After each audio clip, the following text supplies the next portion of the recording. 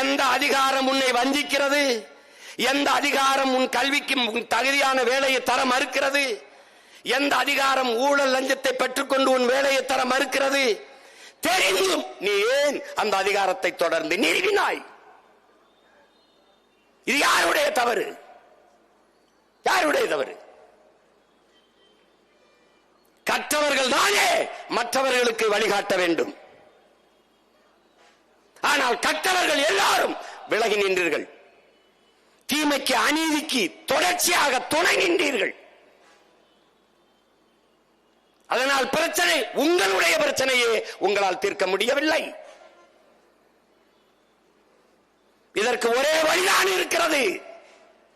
மக்களின் பிரச்சனைகளை அதிகாரம் கவனத்தில் எடுக்காத போது அதிகாரத்திற்கு மக்களே பிரச்சனையாக மாற வேண்டும். அப்போதான் என்ன பிரச்சனைன்னு கேட்க வருவான். இப்ப அதனால என்ன? அதனாலதான் இந்த பிரச்சனையாக மாற்றுவதற்கு உங்க மகன் இந்த பெரம்பலூர் மண்ணிலே வந்து நின்று பிரச்சனைடாது.